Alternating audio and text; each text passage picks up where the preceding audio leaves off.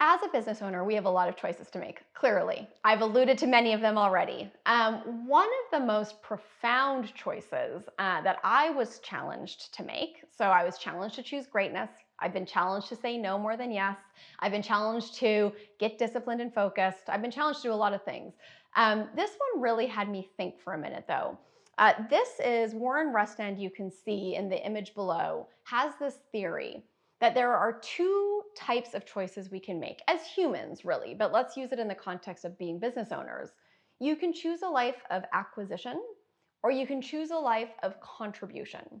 And a life of contribution looks like, right, being committed to others, thinking about how you can use whatever you have in order to help the world be better, help your family be better, make the world better.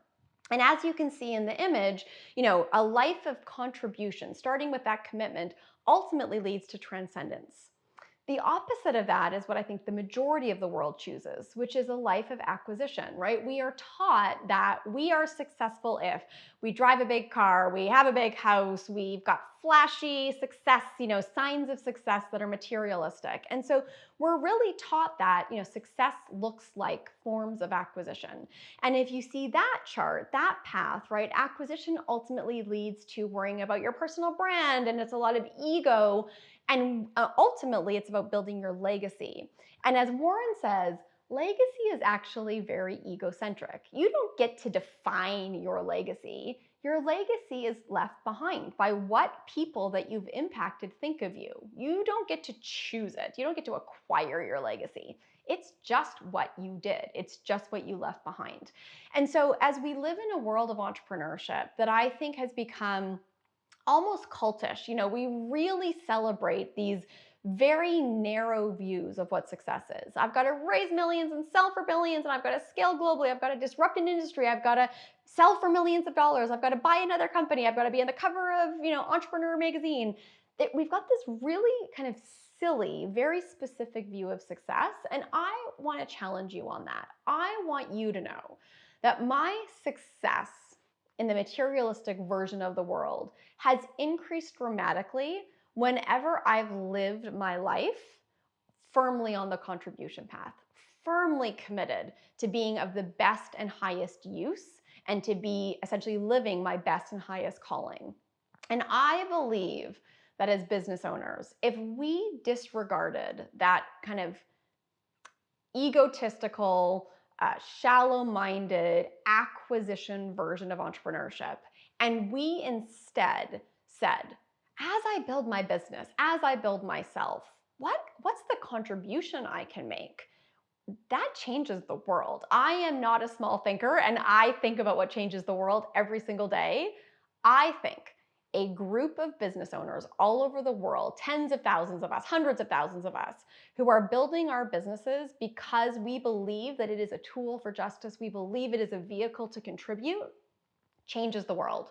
That changes how we hire people. That changes how we think about vendor and supply chains. That changes how we think about our customers. It changes how we think about how we use our money, our influence, our resources. It changes everything, quite frankly. And one of the myths that I hear over and over and over again is, when I get successful, then I'll give back, right?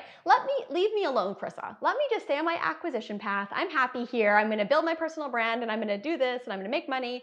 And then when I feel like I have enough, well, then of course I'll help other people.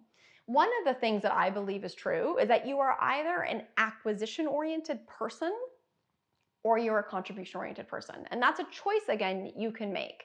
And I have seen some of the most phenomenal contribution-oriented humans change their worlds, change the worlds of people around them, and they have nothing. They're not waiting until they have a lot and then living a life of contribution. They are living a life of contribution because it's a mindset, not a checkbook. It is a point of view. It is a way of being in the world.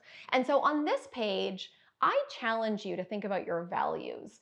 What are your values? What are the top 5 things that you want to ground your personal and your business decisions in? And I challenge you to think to yourself, what if I just took whatever I had? And what if I was incredibly ambitious and wanted to do big things and wanted to absolutely be successful? But my point of view in that was that the more I had, the more I could contribute. Not the more I create, the more I will have. And that is what I think we can do together. That is how we change the world. All of us slapsters, building great businesses, increasing our profitability and sustainability, increasing our impact, increasing our success, and living a life of contribution, coming from a mindset of contribution, and literally making the world better as we do it.